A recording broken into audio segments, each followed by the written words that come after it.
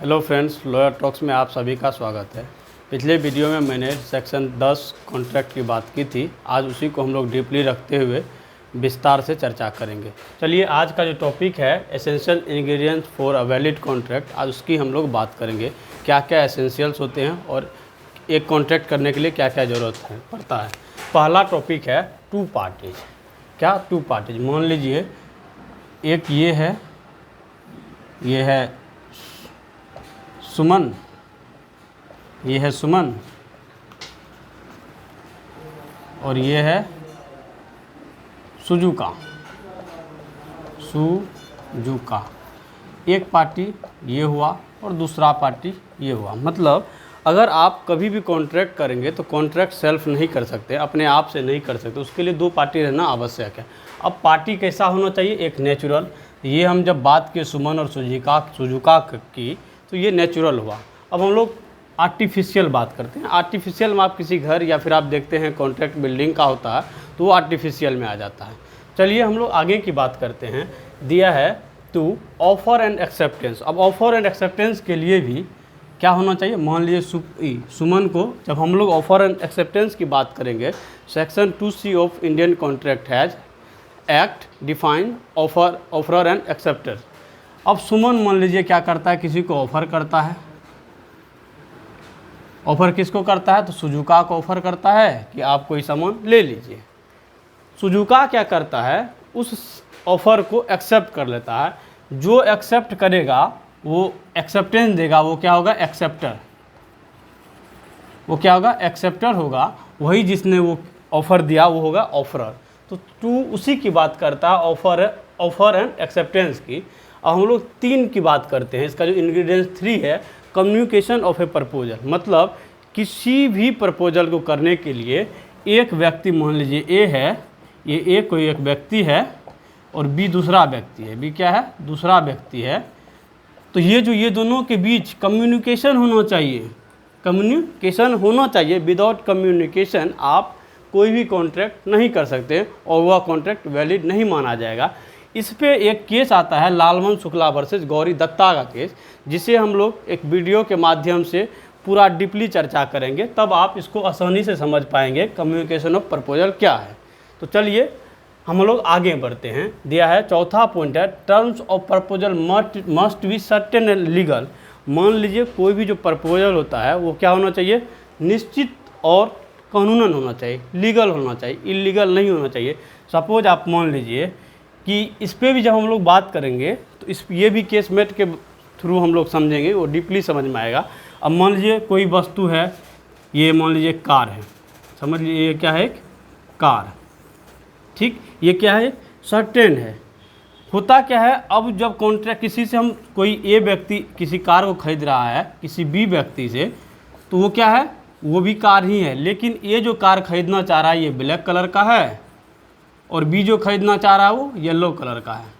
तो होता क्या है दोस्त, ये दोनों के बीच क्या कन्फ्यूजन है तो ऑब्जेक्ट सेम ही, कार ही है, लेकिन इसका खरीदना ब्लैक कलर का कार है, बट वो कार कैसा है? येलो। तो क्या यह निश्चित बन पाता है? तो नहीं।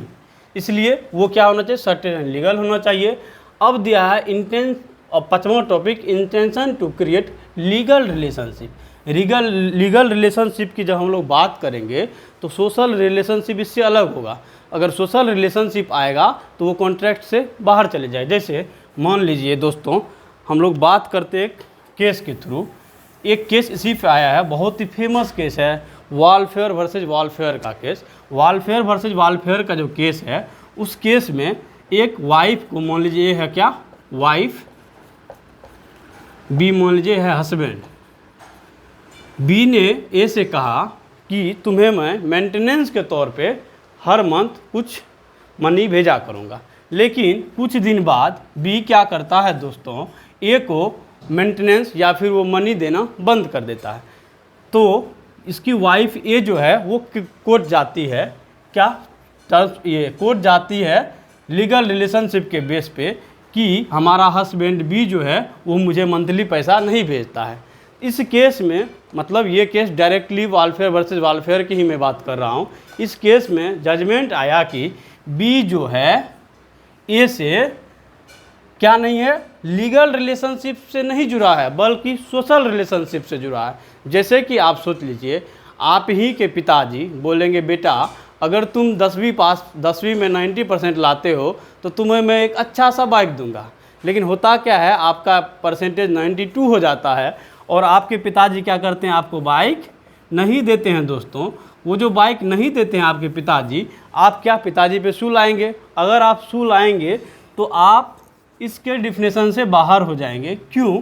क्योंकि यहाँ सोशल रिलेशनशिप होता है न कि लीगल रिलेशनशिप। इसलिए यह केस में वालफेयर वर्सेस वालफेयर के केस में उन्हें कोई भी वाइफ को फिर से मनी नहीं मिल पाया। चलिए आगे की हम लोग बात करते हैं कॉम्पिटेंट पार्टी। अब दोस्तों कॉम्पिटेंट पार्टी कौन होगा? जब पार्टी की बात करेंगे, कॉम्पिटेंट की बात करेंगे तो वो सक्षम जो कॉन्ट्रैक्ट कर सके।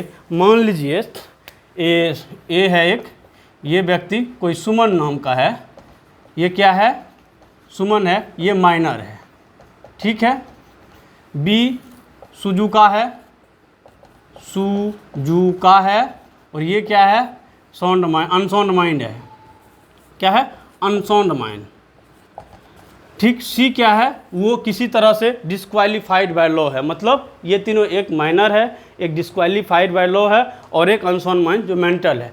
अब आप बताइए क्या एक माइनर, मेंटल और नॉट डिस्क्वालीफाइड बाय लॉ, जो लॉ के द्वारा डिस्क्वालीफाई हो, वो कॉम्पिटेंट हो सकता है? तो दोस्तों नहीं, वो तो कॉम्पिटेंट के लिए एक मेजर, साउंड माइंड और नॉट डिस्क्वालीफाइड बाय लॉ, ये तीनों जरूरी है।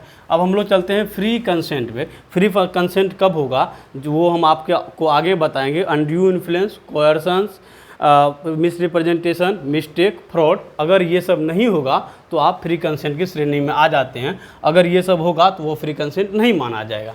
चलिए हम लोग आप बात करते हैं कंसिडरेशन, जिसके बारे में मैंने पहले भी आपको लास्ट वीडियो में बताया है। सेक्शन 2D को और सेक्शन 2D को हम लोग एक डीप वीडियो, एक लॉन्ग वीडियो लेके आएंगे इसे समझाने के लिए। चलिए अब हम लोग बात करते हैं agreement must not be wide. Agreement जो होगा वो वाइड नहीं होना चाहिए। जैसे वाइड का मतलब ना इलीगल होना चाहिए।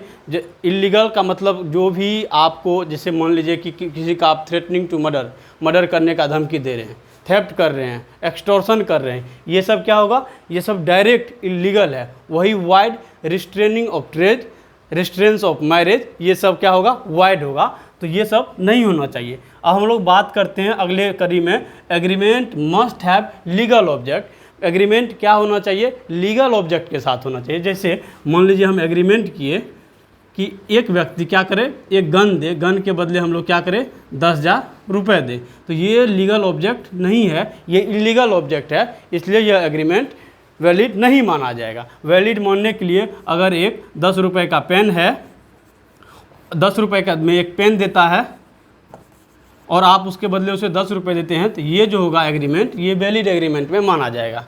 अब हम लोग बात करते हैं राइटिंग एंड रजिस्ट्रेशन। वैसे तो दोस्तों हम लोग जानते हैं कि राइटिंग और रजिस्ट्रेशन का बहुत ज़्यादा रोल नहीं है कॉन्ट्रैक्ट में। आप ओरल भी क्या कर सकते हैं, आप ओरली भी कॉन्ट्रैक्ट कर सकते हैं, लेकिन राइटिंग एंड रजिस्ट्रेशन हो जाने से आप स्ट्रॉन्ग हो जाएंगे और वो दीर्घकालीन के लिए आपको सेफ्टी प्रदान करेगा। तो दोस्तों सेक्शन 10 को समझने के लिए ये वैलिड कॉन्ट्रैक्ट का जो भी इंग्रेडिएंट्स है जानना बहुत ही आवश्यक है। अगर आपको वीडियो अच्छा लगे तो हमारे चैनल को लाइक, सब्सक्राइब और शेयर करना ना भूलें। धन्यवाद।